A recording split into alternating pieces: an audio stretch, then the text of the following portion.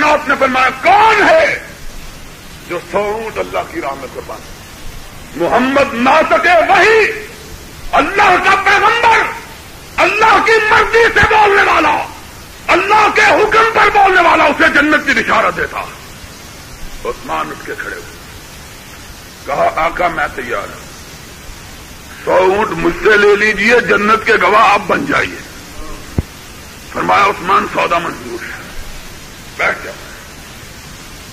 کوئی اور خوش نصیب ہے جنت دے لے، 100 اونٹ دے دے۔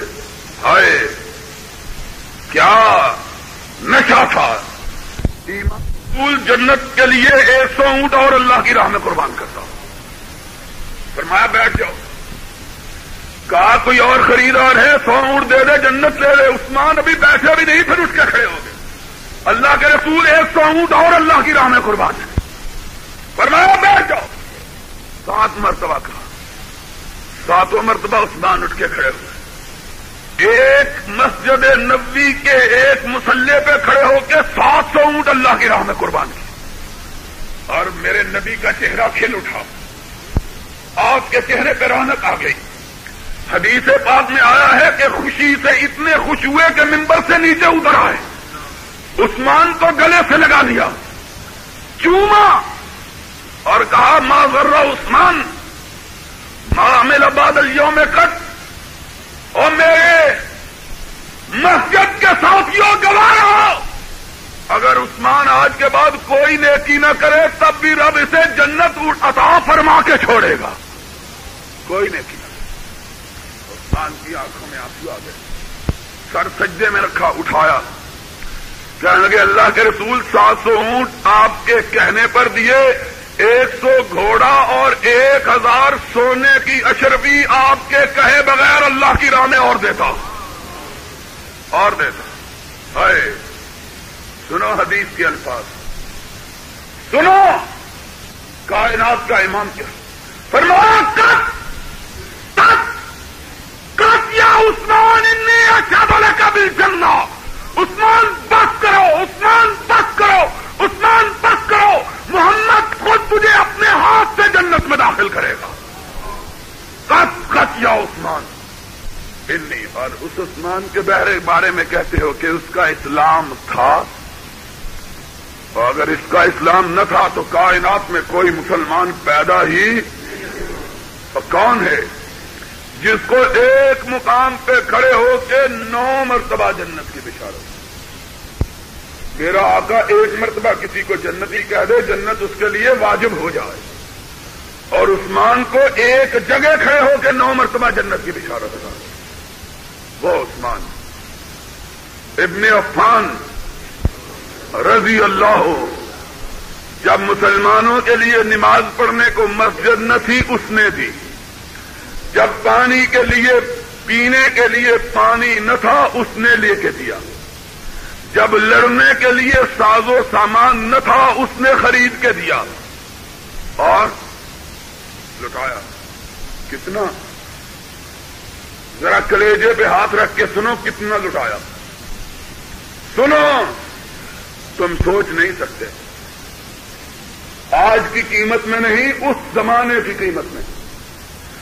میں نے شمار کیا کہ حضور کے زمانے میں جتنی خیرات کی، حضور کے بعد بھی کی، لیکن جو صرف اپنے آقا کے زمانے میں کی اس کی قیمت 1,17,00,000 روپے تھی۔ کتنی؟ 1 کروڑ خیرات جو کی اللہ کی راہ میں، 1 کروڑ، اور وہ دیتے گئے، رب عطا کر سکے۔ رب نے بھی کہا تم رب کی راہ میں لٹا کے دیکھ لو، میری عطا بھی دیکھ لو۔ جس دن امیر المومنین بنے، خلیفت المسلمین بنے، 5000 زر خرید غلام تھے جو ان کے کاروبار کا نظام سنبھالے ہوئے، 5000۔ اس زمانے میں جب کوئی کارخانہ فیکٹری نہیں تھی، کارخانے نہیں تھے اس زمانے میں کہ آج کل 4-5 ہزار ملازم ہوتا ہے کارخانہ۔ اس زمانے میں، جس زمانے میں کوئی مل نہیں تھی اور نوکر نوکر نہیں، اپنے خریدے ہوئے غلام، 5000 غلام جن کو خود خریدا ہے اپنے کاروبار کے نظام کو سنبھالنے کے لیے۔ اور حدیث میں آتا ہے عثمان کے ریوڑ اتنے بڑے تھے کہ کسی ایک وادی میں سارے جانور اکٹھے نہیں ہو سکتے تھے۔ اور پھر ادھر منصب خلافت سنبھالا، ادھر کہا آج دولت تیرے درمیان اور میرے درمیان آخری جدائی۔ کتنے جانور، کتنے غلام؟ کہا سارے کے سارے غلام اللہ کی راہ میں آزاد، سارے کے سارے جانور اللہ کی راہ میں قربان، ایک اونٹ باقی رہ جائے، صرف ایک اونٹ۔ بیوی نے پوچھا عثمان ایک اونٹ کیوں رکھا؟ 50,000 اونٹ ایک دن میں خیرات کیے۔ کہا کیوں رکھا؟ کہا بی بی گواہ رہنا، قیامت کے دن گواہی دینا، عثمان نے یہ ایک اونٹ بھی اپنی ذات کے لیے نہیں رکھا، رب کے گھر کی زیارت کے لیے رکھا ہے۔ آج عثمان پہ کان توڑتے ہو، اس نے مالیات میں اگر گویم زبان سوزت، زبان جلتی ہے، یہ دہراتے ہوئے کہ عثمان کے بارے میں بھی کوئی شبہ کرے، اس کے بارے میں جس کو حضور نے منہ پہ ہاتھ رکھ کے کہا تھا اب خیرات نہ کرنا، تب یا عثمان، وہ عثمان ابن عفان رضی اللہ عنہ، بہادری، شجاعت، دلیری، عالم یہ ہے امیر المومنین بنے۔ گورنر شام نے، مصر نے خط لکھا، امیر المومنین مسلمانوں کی فوجوں کے 4 وانگ شہرے، ان کی بہادری کے چرچے، ان کی شجاعت کے تذکرے، ان کے دلیری کے ڈنکے بج رہے ہیں، لیکن امیر المومنین ہمارے پاس بحری فوج کوئی نہیں، صرف بری فوج۔ سنو، صرف بری فوج۔ دشمن نے ہمارے مقابلے میں نئی چال چلی کہ خشکی میں تو ہمارا مقابلہ نہیں کر سکتا، سمندر کے راستے ساحلی شہروں کو، ان شہروں کو جو سمندر کے کناروں پہ آباد ہیں، ان کو نقصان پہنچا جاتے۔ آج شاید کا دور، ترقی کا دور، ڈر آتا ہے بات کرتے ہوئے، منہ سے کل بات نہ نکلا۔ آج اخبارات میں پڑھتے ہیں سینہ چلتا ہے، 21 جہاز خریدے، بڑا تیر مارا، خریدنے کا بندوبست کیا، 5 سال میں، اگلے 5 سال میں 21 جہاز خریدے جائیں گے، پڑھا ہے نا اخبارات میں؟ قرضہ لے کر جاپان سے، ڈنمارک سے، سویڈن سے، بلجیکا سے خیرات مانگ کے 21 جہاز کر لیے ہیں، خریدنے کا ارادہ کیا، ابھی خریدے نہیں، 5 سال میں ملیں گے۔ اب سنو، سائنس اور ٹیکنالوجی کے حصہ میں 21 جہازوں کے خریدنے پہ ناز کرنے والوں، میرے عثمان کو دیکھو، خط آیا، امیر المومنین مسلمانوں کے پاس بحری فوج نہیں ہے، دشمن آتا ہے، حملہ کرتا ہے، بھاگ جاتا ہے۔ خط لکھا، اپنے گورنر مصر کے مطالبے کے جواب میں اپنے گورنر شام کو، امیر معاویہ کو، سب کو رضی اللہ ہو، فرمایا معاویہ مجھے مصر کے گورنر کا خط پہنچا، مسلمانوں کی بری فوج بڑی مضبوط، بحری فوج کا وجود ہی نہیں، دشمن آئے حملہ کر کے بھاگ جائے۔ میرا حکم ہے کہ ابھی اگلے سال کا چاند طلوع نہ ہو کہ بحیرہ عمر میں، بحیرہ عرب میں ہر طرف مسلمانوں کے جہاز لہریں لے رہے ہوں۔ مورخین نے لکھا ہے ابھی 10 مہینے نہیں گزرے تھے کہ 1100 جنگی جہاز محمد کا پرچم لہرائے ہوئے بحیرہ عرب میں گشت کر رہا تھا، 10 مہینے نہیں گزرے۔ کتنا جنگی جہاز؟ 1100۔ کتنے مہینوں میں؟ شرم کرو، آج اسلام کا ہم نام لیتے ہیں لیکن لا يبقى من الاسلام الا اسمه ولا يبقى من القرآن الا رب. اسلام کا نام باقی رہ گیا، مسلمان کوئی باقی ایک جہاز نہیں تھا. ابھی اگلے سال کا چاند نہیں نکلا. چاند نکلتا ہے 12 مہینے کے بعد. سال کا چاند کتنے مہینے کے بعد نکلتا ہے؟ ابھی چاند نہیں نکلا. چاند نکلنے میں 2 مہینے باقی کہ امیر معاویہ رضی اللہ تعالیٰ عنہ نے اب لکھا امیر المومنین اتنے جنگی جہاز تیار ہو گئے کہ اب سمندر میں اگر پرچم نظر آتا ہے تو مدینے والے کا نظر آتا ہے، دوسرا کوئی پرچم نظر آتا ہی نہیں. آتا ہی بہادری کا، شجاعت کا، کہا کوئی جرأت نہ کرے. یہ بہادر، یہ شجاع جس نے 10 مہینے میں دشمنوں کی قوت کو مفلوج کرنے کے لیے بحیرہ احمر اور بحیرہ عرب کو جنگی جہازوں سے بھر دیا، جس کے ادنا اشارے پر 1100 جنگی جہاز سمندر کی لہروں پہ ہچکوڑے کھانے لگے. آج 35 دن سے اپنے گھر میں محصور پڑا ہوا ہے. 35 دن گزر گئے، نہ کھانے کے لیے کچھ ہے، نہ پینے کے لیے کچھ. نائلہ اٹھی، آقا کبھی میرا آقا و مولا محمد رسول اللہ تیری آنکھ میں آنکھ نہیں ڈالا کرتا تھا، کہتا تھا مجھے عثمان کی آنکھ سے حیا آتی ہے.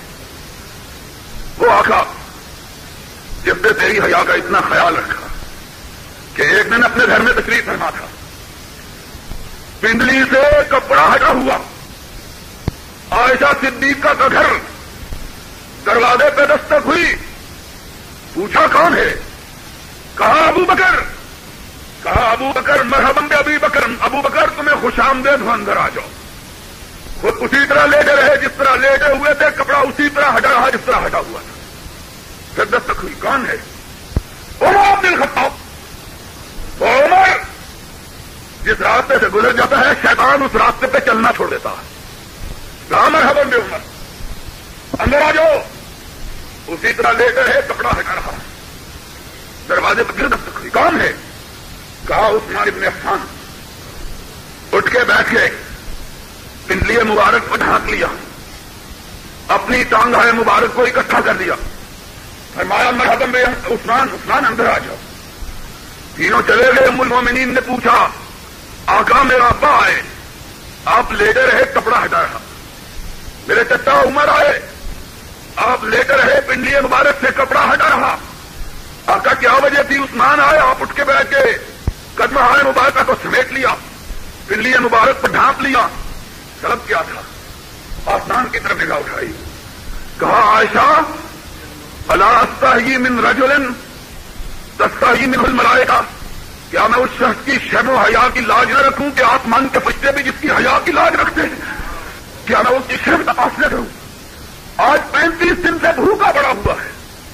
لوگوں نے قصے بنا رکھے، افسانے تراش رکھے.